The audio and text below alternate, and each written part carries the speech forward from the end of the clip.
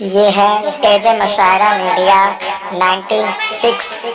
अल्हम्दुलिल्लाहि रब्बिल आलमीन वस्सलातु वस्सलामु अला सय्यिदिल अंबियाइ वल मुरसलीन मुहम्मदिन व अला आलिहि व अस्हाबिहि अजमाइन। अम्मा बाद फ़क़द क़ाल अल्लाहु तबारक व तआला फ़िल क़ुरआनिल मजीद वल फ़ुरक़ानिल हमीद। अऊज़ु बिल्लाहि मिनश शैतानिर रजीम। बिस्मिल्लाहिर रहमानिर रहीम। वज़क्किर फ़इन्नज़्ज़िक्रा तंफ़उल मुमिनीन। सदक़ल्लाहुल अलीयुल अज़ीम। मैं शुक्रगुज़ार हूँ अपने हमदम रफ़ीक़ ख़ास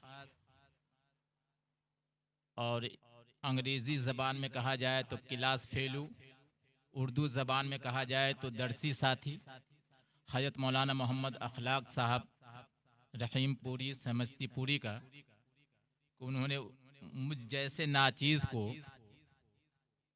अपने यहाँ बुलाकर आप लोगों के सामने कुछ कहने और सुनने का मौका फ़राहम किया। और साथ ही मैं आप लोग का भी शुक्रगुज़ार हूँ कि आप लोग बहुत दिल जमई के साथ मजलिस की रौनक बढ़ाए हुए हैं और दीन की बात सुनने की गर्ज और तमन्ना लिए हुए इंतहाई इत्मीनान और सुकून के साथ आप खिताब समा फरमा रहे हैं। मैं सिर्फ 3-4 बात ही मैं आपके सामने बयान करूंगा, अब उसमें जितना वक्त लग जाए।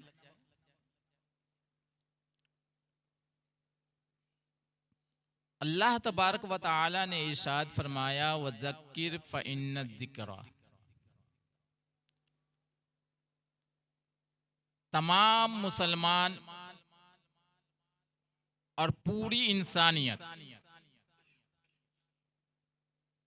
जो समझना चाहें उन लोगों के लिए, जो मानना चाहें उन लोगों के लिए, अल्लाह तबारक व तआला ने इरशाद फरमाया कि उन लोगों के सामने कुरान का तज़किरा करें, कुरान का हुक्म सुनाए, हदीस पाक सुनाए, हदीस पाक के अंदर जो अहकामात बयान किए गए हैं उनको सुनाए। इससे फ़ायदा क्या होता है? फ़ायदा ये होता है कि किसी बात का बार बार जिक्र किया जाए, बार बार उसको दोहराया जाए, तो वो जहनों के अंदर में नक्श कर जाती है और बैठ जाती है, फिर उसका फ़ायदा हासिल होता है। आप किसी काम को गौर से देखें, उसके बाद एक बार करने की कोशिश करें, खराब होगा, मुकम्मल ठीक नहीं होगा, लेकिन जब बार बार आप करेंगे तो आप उसके कारीगर बन जाएंगे और वो आपको नफ़ा देगा। तो दीनी मजालिस जहाँ भी कायम होती है, जहाँ भी दीन की बातें, अल्लाह उसके रसूल की बातें बयान की जाती है, तो बार बार मजलिसें मुनाकिद की जाए, बार बार महफिलें मुनाकिद की जाए, तो वहाँ जब अल्लाह उसके रसूलों की बातों का तज़किरा होगा, अगर मुसलमान जो कोई भी ला इलाहा इल्लल्लाह मुहम्मदुर रसूलुल्लाह का सिद्क़ दिल से इकरार करने वाला हो, जब दीन की बातें सुनेगा तो वो उसे नफ़ा देगी। ये तो रही तमहीदी बात। अब पहली बात जो मैं अर्ज करूं आप लोगों के सामने, बहैसियत मुसलमान, बहैसियत मोमिन, जब हमने अल्लाह तबारक व तआला को खालिक हकीकी और माबूद हकीकी माना कि अल्लाह के सिवा कोई इबादत के लायक नहीं, और जनाब नबी करीम सल्लल्लाहु ताला अलैहि वसल्लम उसके रसूल हैं, उनकी लाई हुई किताब बरहक है, कुरान करीम जिंदगी के हर शोबे हयात से ताल्लुक रखता है, उसके ऊपर ईमान है। तो वहीं आपने जहां बहुत सारी बातें सुनी उलमाए किराम से, वहीं आपने ये भी सुना कि अल्लाह तबारक व तआला ने हर इंसान में से हर इंसान को दो चीजों में से कोई एक चीज जरूर इनायत करेगा। यानी मरने के बाद जब मामला आखिरत का आएगा तो वहां सिर्फ दो ही रास्ते हैं, एक तो आराम और राहत के रास्ते हैं, आराम और राहत की जगह है, दूसरे इंतहाई जिल्लत आमेज तकलीफ की जगह है। दूसरे लफ्जों में यूं कहें कि एक का नाम जन्नत है और दूसरे का नाम जहन्नम है। और हर कोई मोमिन बंदा और मुस्लिम बंदा ये चाहता है, तमन्ना रखता है, शराबी से शराबी, जुआरी से जुआरी, बदमाश, डाकू, गुंडे, आवारा, हर कोई जो कोई भी ला इलाहा इल्लल्लाह मुहम्मद रसूलुल्लाह का पढ़ने वाला, इकरार करने वाला हो, वो भी ये चाहता है कि अगर मैं मरूं तो मैं सीधा जन्नत में चला जाऊं। है नहीं भाई, ऐसा है कि नहीं है? खाह वो जिंदगी के अंदर 99 कत्ल भी कर डाला हो, कातिल हो, शराबी हो, लेकिन तमन्ना तो यही है ना कि मरने के बाद मैं जन्नत नहीं, जन्नतुल फिरदौस, जन्नत की कई ये हैं दर्जात हैं, उसमें से सबसे आला दर्जे की जो जन्नत है, जिसके बारे में हदीस पाक के अंदर कहा गया है कि अगर अल्लाह तबारक तआला से जन्नत मांगनी हो तो जन्नतुल फिरदौस मांगा करो, वो सबसे आला जन्नत। तो ये तो तमन्ना है, ये ख्वाहिश है। अब असल बात पे जाने से पहले मैं एक बात आपके सामने अर्ज करूं कि आप अगर अपनी इस 60 साला 65 साला जिंदगी के अंदर में आराम और राहत के साथ रहना चाहते हैं, अपने अहलो अयाल और परिवार को खुश देखना चाहते हैं और आराम पहुंचाना चाहते हैं, तो आप बहैसियत गार्जियन, बहैसियत बाप, बहैसियत मर्द आपको इंतहाई मेहनत मशक्कत करनी पड़ती है। खा जिस एतबार से भी हो, मजदूरी करनी हो तो मजदूरी करते हैं ताकि हमारे घर और परिवार के अंदर जो भी हमारे जिम्मे में है उनको किसी तरह की कोई तकलीफ न पहुंचे। तो एक मामूली घर को चलाने के लिए, एक मामूली घर परिवार को चलाने के लिए आपको दिन रात इकट्ठी करनी पड़ती है, तब जाकर के आप 2 पैसे को कमा पाते हैं और उस 2 पैसे की रोजगार से अपने घर वालों को आराम पहुंचाते हैं। एक वो जन्नत जिसके बारे में न कानों ने सुना, न आंखों ने देखा, न दिल के अंदर वो खटका, न उसका ख्याल आया, जैसी नेमत अल्लाह तबारक ताला ने बनाई है और जैसी जैसी आराम और राहत की चीजें उसके अंदर इकट्ठा फरमाई है कि किसी के भी वहमो गुमान में नहीं हो सकता है कि वो जन्नत किस नेमत का नाम है। क्या अल्लाह तबारक व ताला आपको ऐसे ही सिर्फ अल्लाह को मानने की वजह से जन्नत नहीं मिलेगी। देखिए 2 बातें हैं, एक है अल्लाह को मानना और एक है अल्लाह की मानना। अल्लाह को मानना अलग है, अल्लाह की मानना अलग है। अल्लाह को मानना, ला इलाहा इल्लल्लाह कह दिया आपने, मोहम्मद रसूलुल्लाह कह दिया, आपने अल्लाह को मान लिया, यानी अल्लाह के एक होने की गवाही दे दी। ये हो गया अल्लाह को मानना कि जमीन और आसमान का खालिक व मालिक अल्लाह है, वही इबादत के लायक है, उसी के सामने सर झुकाया जा सकता है, उसी से अपनी मुरादें मांगी जा सकती है। किसी के दूसरे के अल्लाह के अलावा किसी के दूसरे के सामने ना तो हाथ फैलाया जा सकता है, ना अपनी मुरादें मांगी जा सकती है, ना सर को झुकाया जा सकता है। जब आपने इस बात का इकरार कर लिया कि अल्लाह ही खालिक व मालिक है और माबूद है, तो ये तो हो गया अल्लाह को मानना। एक है अल्लाह की मानना। अल्लाह की मानने का मतलब यह है कि जो अहकामात कुरान और अहादीस की रोशनी में जिनको जायज कहा गया है उसके मुताबिक अमल करना है, जिससे रोका गया है उससे रुकना है, यह है अल्लाह और उसके रसूल की मानना। अब ये एक बात हो गई कि अल्लाह को मानना है तो अल्लाह उसके रसूल की भी मानना है तमाम मामलात में। जिंदगी के हर शोबे के अंदर में, सुबह के आंख खुलने से लेकर के रात के सोने के वक्त तक में जितने भी मामलात पेश आ सकते हैं, तमाम मामलात में, तमाम अहकामात के अंदर में अल्लाह की मानना है। उसी में से रिस्क हलाल कमाना है, रिस्क हराम नहीं कमाना है, दुनिया के मामलात में से किसी का हुकूक नहीं दबाना है। अब आते हैं दूसरी बात की जानिब कि मुसलमानों को जब अल्लाह की माननी है तो अल्लाह को तो जानना भी तो जरूरी है ना। अल्लाह को जानना भी जरूरी है कि अल्लाह है क्या, अल्लाह चाहता क्या है और हम करते क्या है। अल्लाह एक जबरदस्त कुव्वत का नाम है, ताकत का नाम है।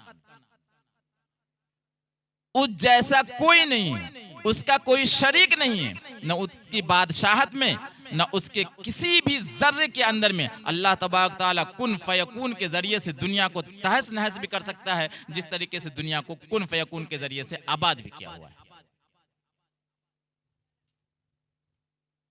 तो अल्लाह को जानने के लिए उनके बताए हुए तरीके को जानना जरूरी है, उनके अहकामात को जानना जरूरी है, और उनके हुक्मों को जानने के लिए आपको उनके लाए हुए दीन और उनकी लाई हुई शरीयत का पढ़ना जरूरी है। और उस शरीयत और उस अहकाम को पढ़ने के लिए आपको दीन इल्म यानी इल्म दीन, जो दीन हमारा इस्लाम है, जो हमारा मजहब है, उसका इल्म जरूरी है।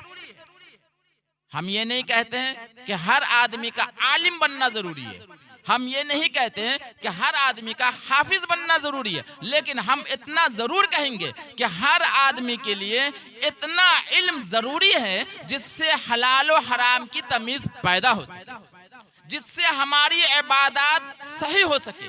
अगर हम नमाज पढ़ रहे हैं तो नमाज के अंदर में अगर कोई हुक्म ऐसा आ जाए जिसकी वजह से हमारे ऊपर सजदा सौ लाजिम आता हो, अगर हमने सजदा सौ नहीं किया तो हमारी नमाज दोहराए जाने के काबिल हो चुकी है, और मसाइल के इल्म ना होने की वजह से हमारी नमाज नाकिस हो गई। तो ये कब होगा? जब आपके अंदर लगन होगी, जब आपके अंदर चाहत होगी। देखिए, आदमी किसी की भी जो बात मानता ना, वो दो वजह से मानता है। घर में बाप की बात घर के बच्चे दो वजह से ही मानते हैं। या तो बाप मारेगा बहुत, अगर हम बात नहीं मानेंगे तो बाप मारेगा, माँ मारेगी, बच्चा डरता है ना भाई इसी बात से। या इंतहाई प्यार से जब समझाया जाता है, अब्बा नाराज हो जाएंगे, अम्मी नाराज हो जाएगी, अगर हम ये काम नहीं करेंगे ना तो अम्मी नाराज हो जाएगी, अब्बू नाराज हो जाएंगे। दो ही बात होती है ना भाई। यानी बच्चों को अपने वालिदैन से मोहब्बत होती है, तो उस मोहब्बत की बिना पर बच्चे कहते हैं कि अगर हम वालिदैन की बात ना माने तो अब्बू अम्मी नाराज हो जाएंगे। या फिर डर से कि अगर हम ये काम ऐसा नहीं करेंगे तो अम्मी भी मारेगी, अब्बू भी मारेंगे। तो अब अल्लाह तबारक तआला की जो मानना है, तो यही दो वजह है। या तो आप डरे कि अगर हमने अहकाम खुदावंदी के मुताबिक जिंदगी नहीं गुजारी, तो डर इस बात का है कि अल्लाह तबारक तआला ने जो जहन्नम तैयार करके रखी हुई है, जहां पीने के लिए खून पीप सड़ा हुआ मिलेगा, और ऐसे फल मिलेंगे खाने के लिए, ऐसे कड़वे फल मिलेंगे कि एक मर्तबा अगर हलक के नीचे उतर जाए तो उतरेगा ही नहीं। इतना कड़वा, इतना जहरीला फल होगा जो खाने के लिए जहन्नमियों को दिया जाएगा। अगर वो हलक के नीचे उतर गया ना, तो पूरी आंत आपकी उसकी जहर की वजह से आपके पैखाने के रास्ते से बाहर आ जाएगी। इतना सख्त अजाब होगा जहन्नम के अंदर।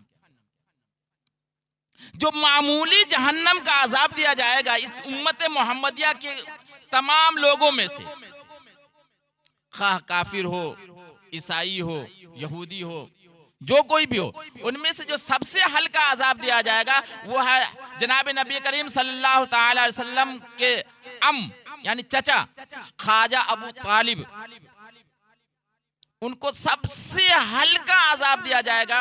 वो ये है कि जहन्नम की आग की जूती बना करके उनको पांव में पहना दिया जाएगा, और उसकी गर्मी और उसकी तपिश इतनी होगी कि उसके सर का भेजा, जो सर के अंदर भेजा ना गूदा, वो ऐसे खौल रहा होगा जैसे कि गरम चूल्हे के ऊपर खौलता हुआ पानी नीचे से फुफोंदा मार करके अपने जोशपन का और गरम होने का इजहार करता है, वैसे सर की गूंदी जो है उसी तरीके से खौल रही होगी। ये सबसे जहन्नम का हल्का अजाब है।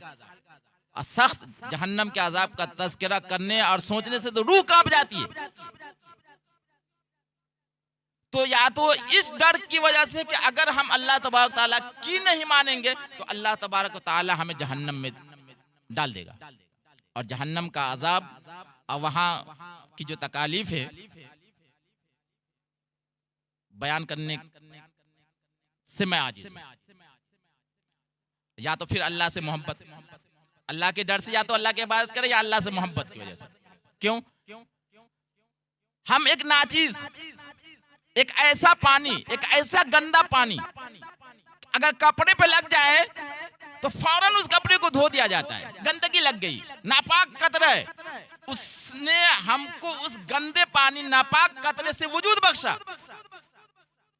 और हमें अच्छी खासी बेहतरीन शक्ल सूरत और सबाहत अता फरमाई, और हमें तमाम मखलूकों का सरदार बना दिया। इंसान तमाम मखलूक का सरदार है, यानी हर चीज इंसान के ताबे, हर चीज से इंसान ही फायदा हासिल करता है। कोई भी दुनिया की ऐसी चीज नहीं है जिससे इंसान ने फायदा हासिल न किया हो। तो इस बिना पर कि अल्लाह का एहसान है, इतना करम है, इतनी यह है कि अल्लाह तबारक ताला ने हमें न लंगड़ा बनाया, न काना बनाया, न लूला बनाया, सेहत दी, तंदुरुस्ती दी, हर चीज दिया।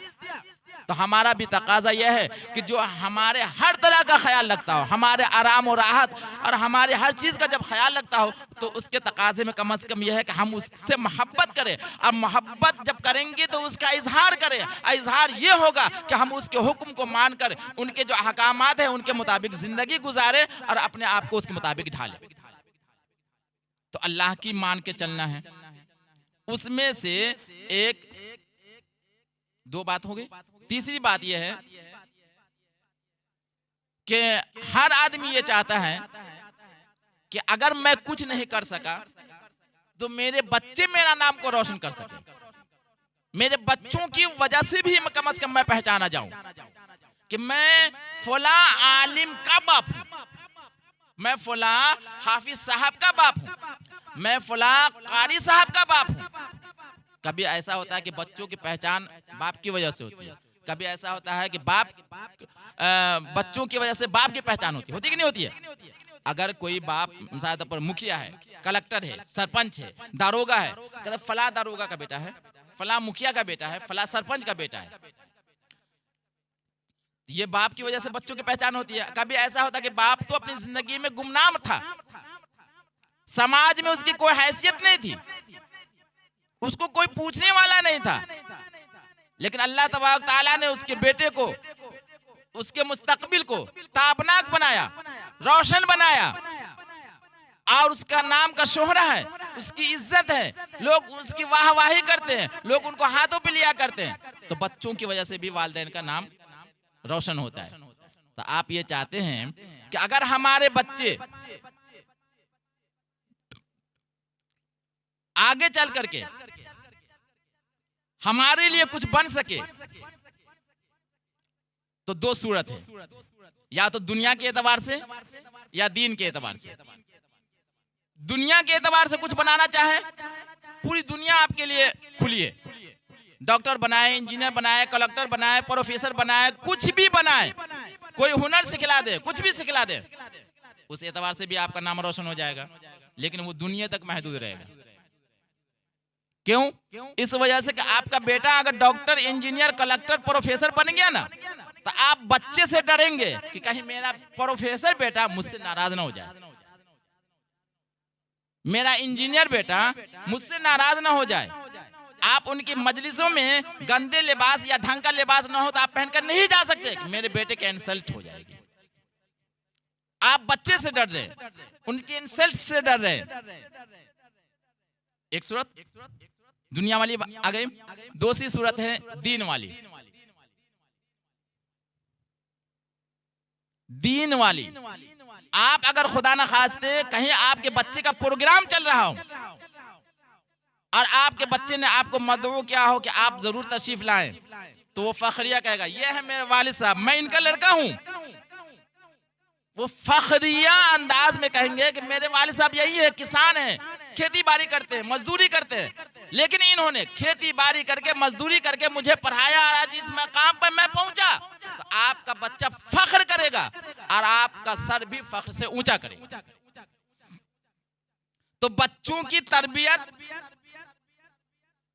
और उसके ताबनाक मुस्तकबिल के लिए और उसके रोशनी के लिए, मुस्तकबिल को रोशन बनाने के लिए आपके पास दो ही तरीके हैं, या तो दुनियावी एतबार से उसको तरक्की दें और दुनियावी उलूम उसको हासिल करवावें, या फिर दीन की तालीम हासिल करवावें।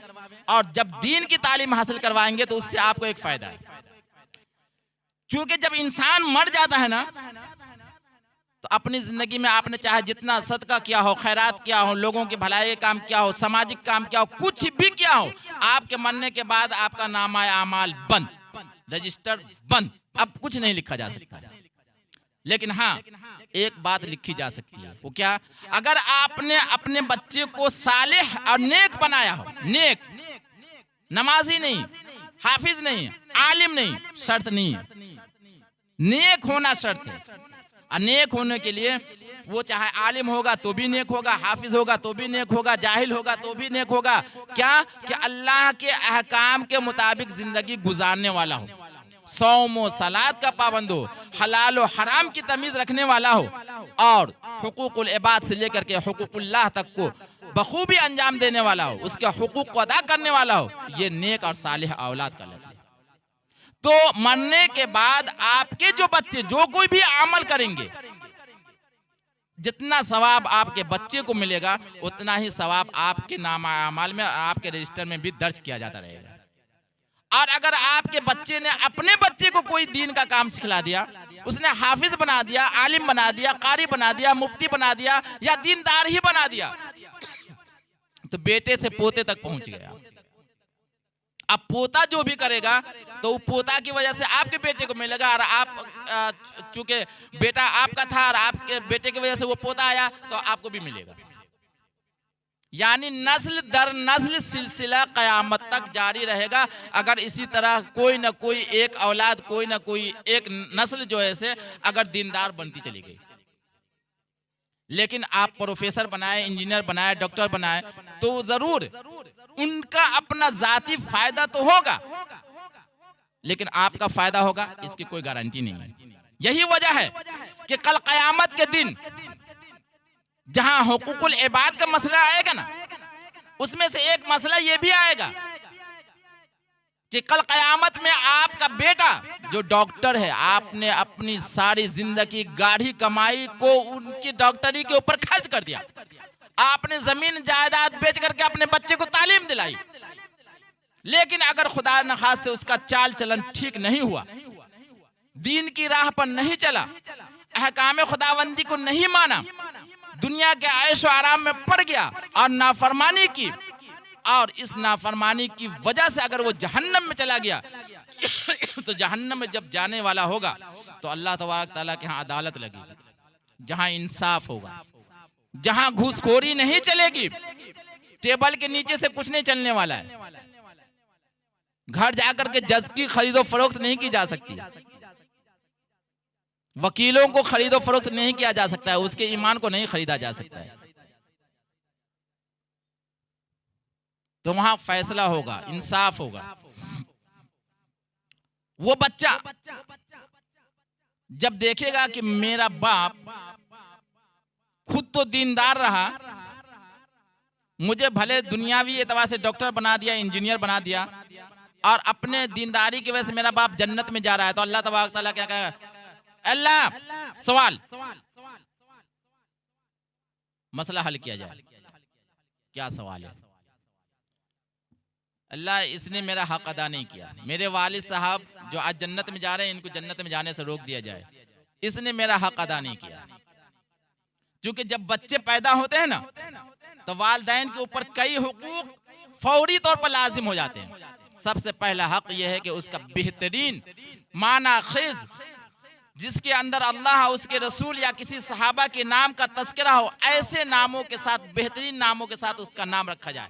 लड्डू गुड्डू पप्पू रखने की जरूरत नहीं है, अब्दुल्ला रखे, अब्दुल रहमान रखे, मोहम्मद रखे, सहाबा किराम के नामों में से नाम रखे। अल्लाह के 99 नामों में से किसी के नाम के साथ आप उसको जोड़ दें, अल्लाह के रसूल के 99 नामों में से किसी नाम के साथ जोड़ दें, बेहतरीन नाम रखें। ये वालिदैन के ऊपर सबसे पहली जिम्मेदारी होती है, खा बच्चे पैदा हो या बच्ची पैदा हो, उनके बेहतरीन नाम रखे जाए, क्योंकि नामों का असर उसकी जिंदगी के ऊपर पड़ता है।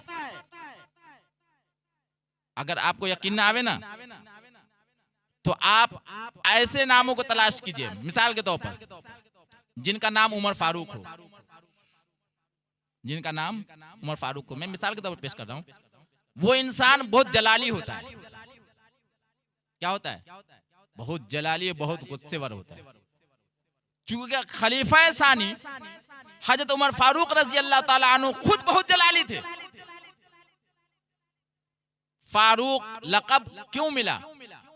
क्योंकि वो ऊंच नीच बर्दाश्त नहीं करते थे। जो हक होता ना, दूध का दूध, पानी का पानी, इंसाफ होगा तो होगा, जो हक है वही होगा, कोई मुदाखलत नहीं, कोई एच पेच नहीं, खा बेटा ही क्यों न हो। चुनांचे हदीस के अंदर में एक वाक़या आता है, हजरत उमर फारूक रजी अल्लाह ताला अन्हु के एक साहबजादे से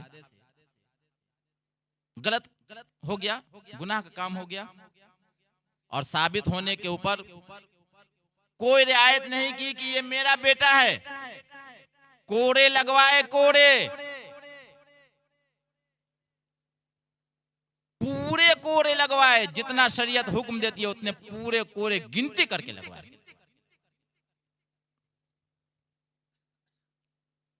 तो खैर, बहरहाल मैं कह रहा था कि नामों का असर उसकी जिंदगी के ऊपर पड़ता है, तो अच्छे नाम रखना है। अब उसकी अच्छी तालीम और तरबियत वालिदैन के जिम्मे में, उसकी सही तरबियत माँ के जिम्मे में।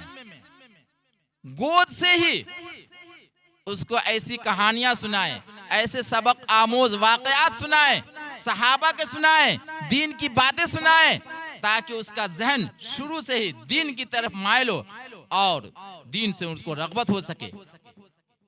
सहाबा के वाकयात सुनकर के बहादुरी का जज्बा उसके अंदर पैदा हो सके, वो भी बहादुर और सिपाही इस्लाम का बन सके। तो सही तरबियत शुरू से माँ की जिम्मेदारी होती है। इंसान का सबसे पहला मदरसा और मकतब माँ की गोद हुआ करता है। माँ तालीम याफ्ता होगी, दीन की बातें जानने वाली होगी, तो खुद भी दीन के अहकाम के ऊपर अमल करेगी और अपने बच्चों को शुरू से ही उस जानिब माइल करेगी और उस राह पे चलाएगी।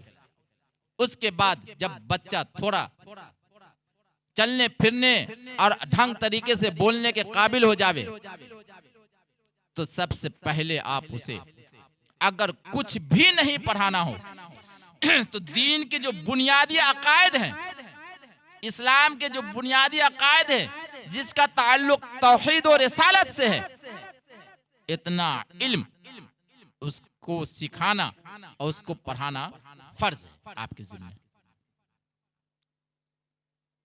उतना इल्म सिखाना और पढ़ना फर्ज है, ताकि कल चल करके अगर कोई उसको गुमराह करना चाहे, उसको दीन से फेरना चाहे, तो वो अपने अकीदे के अंदर इतना पुख्ता हो जैसे पहाड़ के ऊपर खींची गई एक लकीर जितनी पुख्ता होती है कि उसको कितना भी पानी, सैलाब का पानी आवे, गंदा पानी आए, अच्छा पानी आए, उस लकीर को खत्म नहीं कर सकता है, ना उसको मिटा सकता है। वैसा ही अकीदा इतना पुख्ता हो कि अल्लाह के एक होने, जन्नत और जहन्नम, अच्छी और बुरी तकदीर, जनाब नबी करीम सल्लल्लाहु अलैहि वसल्लम की रिसालत, उनके खातिमुन नबिय्यीन होने का इतना पुख्ता यकीन हो जाए कि दुनिया टस से मस हो जाए, लेकिन उसके अकीदे के अंदर किसी भी तरह की कोई खराबी लाजिम ना आए।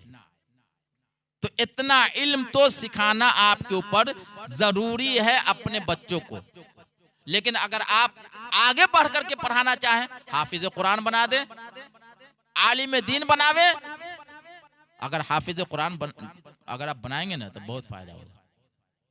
जिम्न में एक बात बोलता हूँ, हाफिज कुरान अगर बनाएंगे और अगर बाअमल रहा तो आपको बहुत फायदा होगा। अगर देखिए, हाफिज कुरान की फजीलत हदीस के अंदर में यह है, बहुत सारे फजाइल हैं, उसमें से एक फजीलत मैं बयान करता हूँ।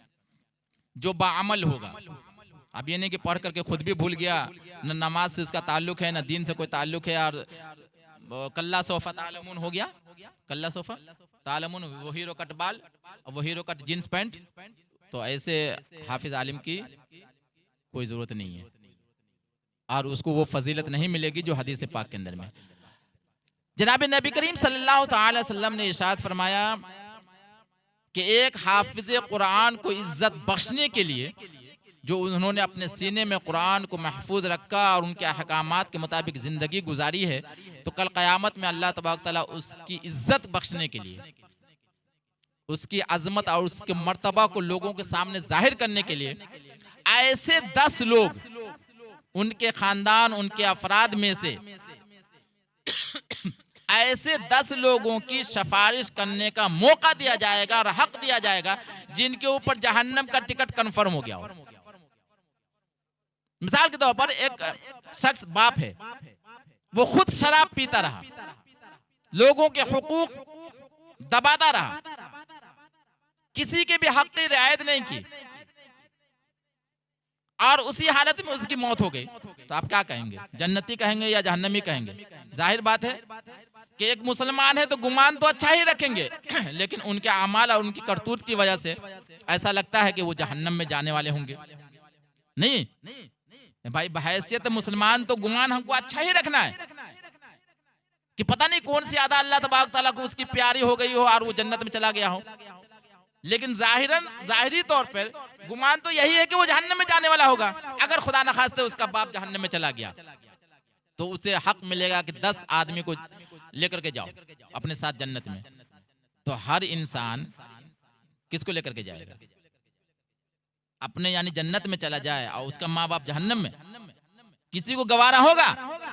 तो सबसे पहले वो कहा कि अल्लाह ये है मेरे वालिदैन, ले जाओ, चलो तुम्हारे लिए इजाजत है। तो सबसे पहले हाफिज कुरान अपने माँ बाप को लेकर के जाएगा और जब जन्नत में जाने का परवाना मिल गया उनके वालिदैन को, तो अब उनके वालिदैन को इज्जत बख्शने के लिए शाही ताज, बादशाहत वाला ताज, हीरे जवाहरात और जमरद याकूत से बनाया गया हुआ बादशाहों के सर के ऊपर जो ताज रखा जाता है, वैसा ताज उनके वालिदैन के सर के ऊपर सजाया जाएगा। ये है हाफिज कुरान की फजीलत और उसकी अजमत और उनके वालिदैन की ताजीम। फिर वालिदैन को ले जाएगा तो दुनिया के अंदर में इंसान को माँ बाप के बाद बीवी से ज्यादा प्यार होता है। तो अगर बीवी भी अगर उसके खुदा ना खास्ते नाफरमान निकलिया, जहन्नम में जाने वाली बन गई, उनका भी टिकट कंफर्म हो गया, तो कहे कि अल्लाह को दुनिया में तो साथ थे ही, आखिरत में भी इसको हम साथ ले जाएं, ले जाओ, बीवी को भी लेके चला जाएगा। उसके बाद इंसान को फिर सबसे ज्यादा प्यारा कौन होता है? रे लंगरो बेटा तो अपने बेटा ना, नहीं समझ रहे हैं? दुनिया का पड़ोस वाले का, मोहल्ले वाले का बेटा इंतहाई खूबसूरत चांद के जैसा हो, लेकिन जब वो हमारे नजदीक आएगा ना, और हमारा बेटा काला कलौठा ही क्यों ना हो, सियाह रात के अंदर पैदा होने वाला काला कलौठा बेटा है, लेकिन हम अपने बच्चे के सामने कहें, मेरे बच्चे के सामने उसकी कोई हैसियत है? देखिए मेरी बेटी के ऊपर क्या नूरानियत है, क्या चेहरा चमक रहा है, दमक रहा है, नाक से नेटा भी गिरा फिर भी बहुत प्यारा है क्योंकि अपनी औलाद है ना। तो अपनी औलाद हर इंसान को बहुत प्यारी होती है दूसरों की औलाद के बनिस्बत। तो कहा कि मेरा बेटा है, मैं बहुत प्यार करता था, बहुत मोहब्बत करता, बेटे को भी लेके जाओ। ऐसे ही कर करके जिसके बारे में वो हाफिज कुरान कहता जाएगा कि मेरे बच्चे हैं, ये मेरी बेटी है, ये मेरी बहन है, ये मेरे नाना नानी है, ये मेरे दादा दादी है, ये मेरे खालू फूफा, यानी जिनकी जानिब इशारा करेगा, जिनका नाम लेगा, उनमें से किसी भी 10 आदमी को अल्लाह तबारक तआला इजाजत देगा कि लेकर के चले जाओ जन्नत के अंदर। तो हाफिज कुरान का ये फायदा होगा। तो मैं ये कह रहा था कि अगर सही तालीम और सही तरबियत नहीं की तो कल क़यामत के दिन, जो मैं ये बात वहां से चली थी कि जब बाप जन्नत में जा रहा होगा तो बच्चे कहेंगे अल्लाह इसको रोकिए जन्नत में जाने से, मेरे बाप को जन्नत में जाने से रोकिए। क्यों? अल्लाह जब मैं पैदा हुआ तो इसने मेरा नाम सही नहीं रखा, गुड्डू पिंटू पप्पू रख दिया, कुत्ते के नाम पे मेरा नाम रख दिया। अब कुत्ते के नाम पे जो मेरा नाम रख दिया तो उसका असर पड़ा कि मैंने कुत्ते जैसा काम कर लिया। नहीं समझ रहे मेरी बात? मैंने बताया ना कि नाम का असर इंसान की जिंदगी के ऊपर पड़ता है। तो गुड्डू मिंटू पप्पू ये अंग्रेजों के कुत्ते का नाम है, अगर वैसा ही नाम रखेंगे तो उसकी जिंदगी के ऊपर असर पड़ेगा, तो कुत्तों जैसा ही अमल करेगा तो वो जहन्नम में न जाएगा तो जन्नत में जाएगा। तो बोला कि मेरे बाप ने मेरा नाम ये रखा, उस नाम का असर हुआ, अल्लाह मैंने अमाल अच्छे नहीं किए, तो इसने सबसे पहले मेरा हक अदा नहीं किया। उसके बाद नाम तो रखा ही नहीं अच्छा, मेरी क्या बोलते हैं सही तालीम न दिलवाई, ना सही तरबियत की, मुझे ना तेरे उन नाफरमान बंदों के रास्ते के ऊपर चला दिया जिनके ऊपर तेरा गजब नाजिल हुआ, यानी यहूद और नसारा के रास्ते के ऊपर चला दिया। उसका लिबास पहना दिया, जींस पैंट टी शर्ट, और डॉग, डॉग माने कुत्ता, सीटी कैट, कट माने बिल्ली, यही पढ़वाया। तो डॉग और कुत्ता, कुत्ता बिल्ली पढ़ने वाला वो अल्लाह को क्या जानेगा और अल्लाह के अहकाम को क्या जानेगा। कहा कि इन्होंने तो मुझे डॉक्टर जरूर बनाया, इंजीनियर प्रोफेसर तो जरूर बनवाया, लेकिन कभी ये नहीं कहा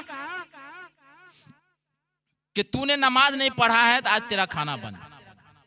अगर मैं क्लास में नहीं जाता डीओजी डॉग पढ़ने के लिए तो मेरा खाना बंद हो जाता, मुझे पिटाई होती और कहा जाता कि ये जो इतनी फीस भर रहा हूं, तेरे जो इतने महंगे स्कूल में दाखिला कराया उसका क्या, अगर तू पढ़ने ही नहीं जाएगा तो मेरा पैसा तो बर्बाद हो रहा है।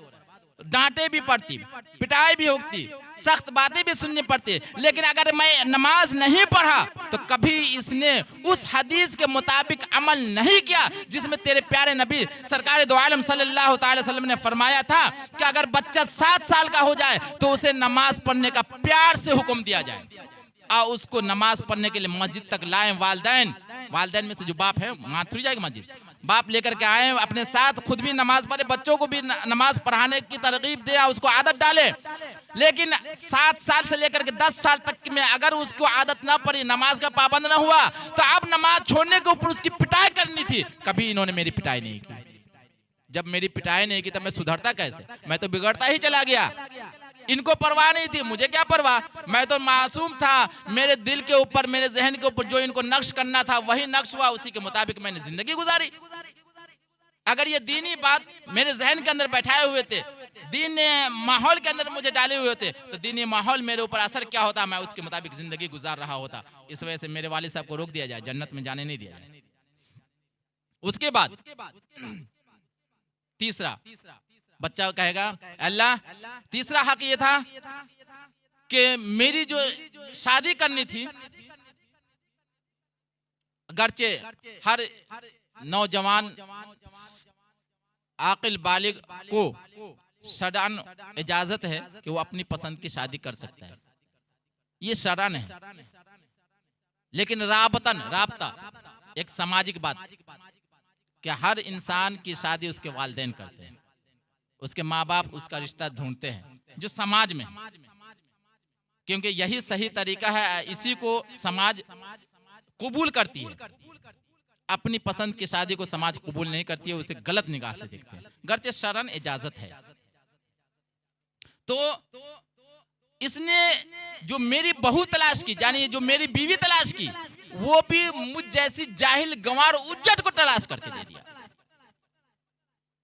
अगर मेरी बहू यानी मेरी बीवी अगर किसी दीनदार बच्ची को ये पसंद करके लाए होते, दीनी तरबियत याफ्ता को मेरी जिंदगी में लाए होते, तो इंसान पूरी दुनिया से जंग जीत करके आ जाता जरूर है, लेकिन बीवी की यहाँ पर आकर जंग नहीं जीतता है, वहां पर हार जाना है। पूरी दुनिया से जंग जीत लेगा, फतह कर लेगा, लेकिन औरत के पास आकर के जंग हार जाता है। तो अल्लाह, अगर मेरी बीवी दीनदार होती और दीनदार औरत से मेरी शादी किया होता, मेरी बीवी एक मर्तबा कहती कि मैं भी तेरा हुक्म नहीं मानूंगी जब तक कि तू अल्लाह का हुक्म नहीं मानेगा, मैं तुमसे बात नहीं करूंगी उस वक्त तक जब तक तू अल्लाह से बात नहीं करेगा, मैं तेरे लिए खाना उस वक्त तक नहीं बनाऊंगी जिस वक्त तक तू अल्लाह के सामने सर नहीं झुकाएगा। और भी बहुत सारी बातें ऐसी हो सकती है जो राज़ो न्याज की है। तो अगर मेरी बीवी भी तालीम याफ्ता होती, दीनदार होती, तो कम से कम अपनी जिंदगी के अंदर कुछ भी नहीं सिखाता होता, तो कम से कम बीवी के कहने के ऊपर ही मैं तेरे दरबार में झुका होता। तो उसने, मेरे वालिद साहब ने ये भी काम नहीं किया, यानी मेरे कुल मिलाकर के कोई भी हक जो थे उसने अदा नहीं किए। हाँ, दुनिया का फायदा हासिल करने की वजह से DOG डॉग और CAT कैट की तालीम जरूर दिलाई।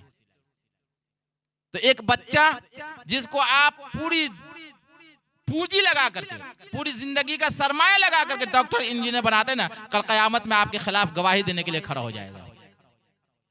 और दुनिया के अंदर आप खुद उससे डर करके रहेंगे कि मेरा बच्चा नाराज ना हो जाए।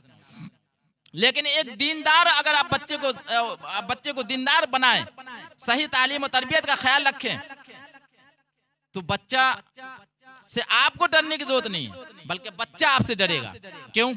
कि मेरे वालिदैन मुझसे नाराज ना हो जाए, क्योंकि उसको हुक्म वही मिला है, उफ़्फ़िन वला तन्हरहुमा, उफ, अपने वालिदैन को उफ ना कहो। अगर उसकी कोई भी बात कड़वी कसीली मालूम हो, तुम खामोश हो जाओ।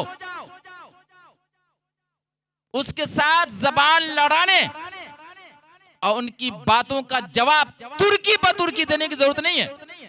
तुम खामोश होकर के उस मजलिस से निकल जाओ। उफ वला तन्हर। और अगर बहुत ज्यादा भी बुरी लगे उनकी बात वालिदैन की, तो उसके न झिड़को, उनके सामने में अपनी आवाज ऊंची ना करो।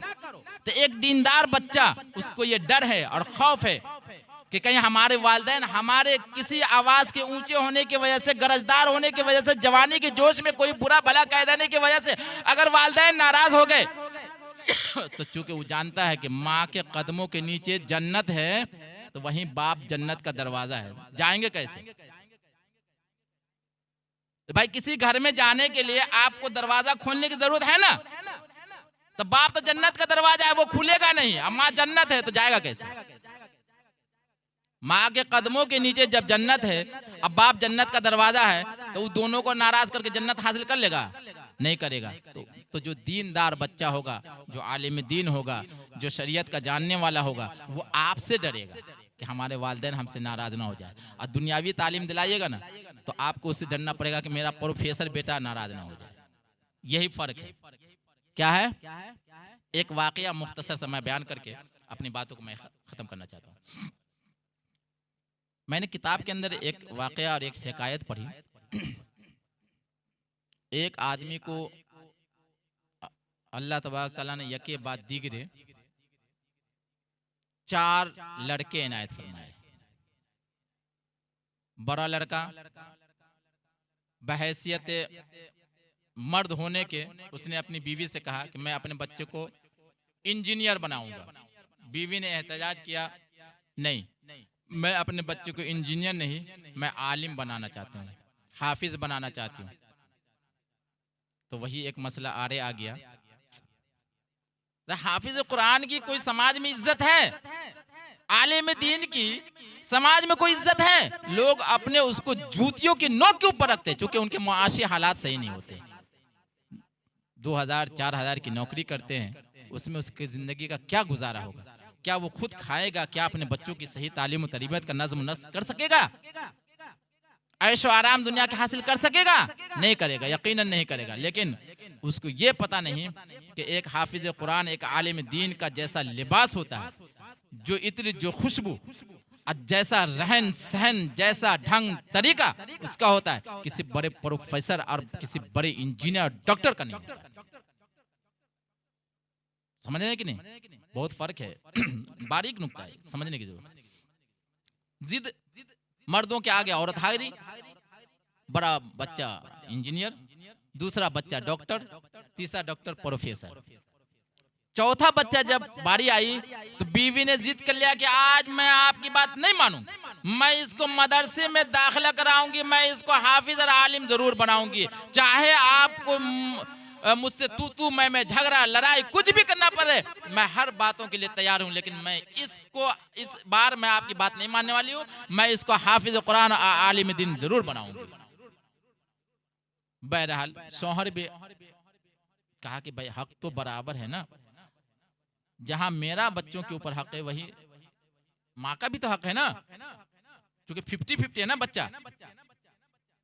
बच्चा जो है वालिदैन के दरमियान क्या होता है 50-50%। तो कहा चलो ठीक है, एक बात तुम्हारी भी मान ली जाए, ये बच्चा तुम्हारे लिए वक्फ कर दिया, अब इसको तुम जैसा चाहो, जैसा बनाना चाहो वैसा बनाओ। उसने मदरसे के अंदर दाखिला कराया, अल्लाह ने उसकी नियत के मुताबिक फल दिया, बच्चा हाफिज कुरान बना, आलिम दीन बना। एक जमाना गुजर गया, सब लोग अपने अपने काम में मशगूल हो गए।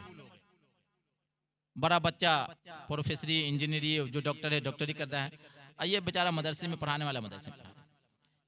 एक दिन बीवी ने कहा कि आज हम लोग इम्तिहान लेते हैं, ईद का दिन आने वाला है, सारे बच्चे घर पे आएंगे और उसी मौके पे हमारा और आपका इम्तिहान होगा, बच्चों का नहीं, हमारा और आपका इम्तिहान होगा, कौन इम्तिहान में पास और कौन इम्तिहान में फेल। ये तो अजीब बात है, हमारा तुम्हारा इम्तिहान बच्चों से क्या ताल्लुक है, कहाँ होगा। ठीक है, कहा कि आपको मेरी एक बात माननी पड़ेगी।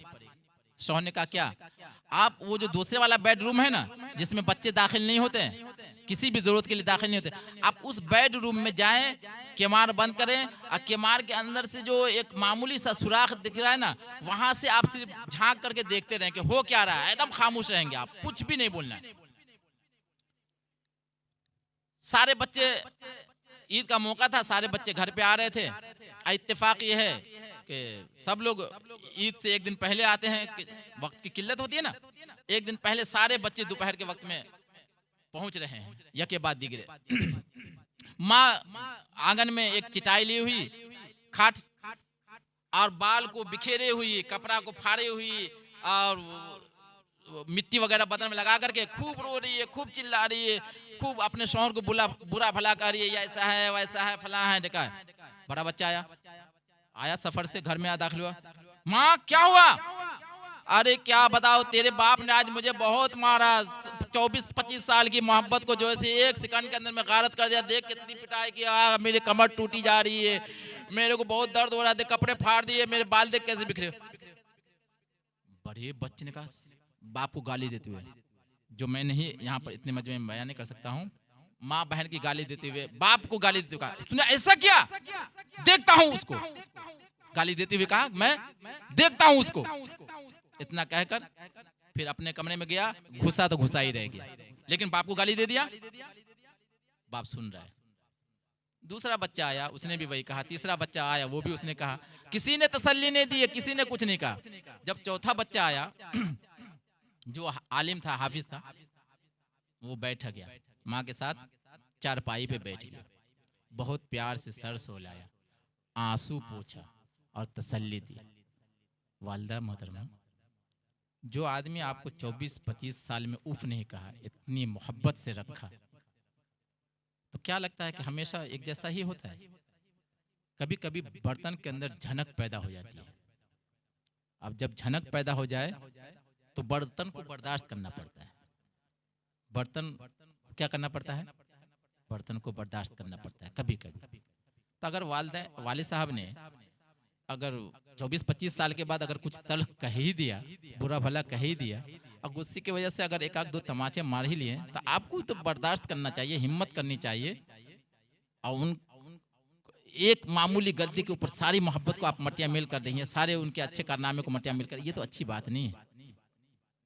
आप ऐसा करें, चूंकि शौहर का हक बीवी के ऊपर इतना बड़ा है कि दुनिया के अंदर में अगर अल्लाह के रसूल सल्लल्लाहु अलैहि वसल्लम ने इरशाद फरमाया कि अल्लाह के सिवा अगर किसी को सजदा करने का हुक्म होता, किसी के सामने सर झुकाने का हुक्म होता, तो मैं औरतों को कहता, यानी बीवियों को कहता कि तुम अपने अपने शौहरों को सजदा करो, उसके सामने सर झुकाओ। इतना बड़ा मर्तबा है शौहर का बीवी के ऊपर।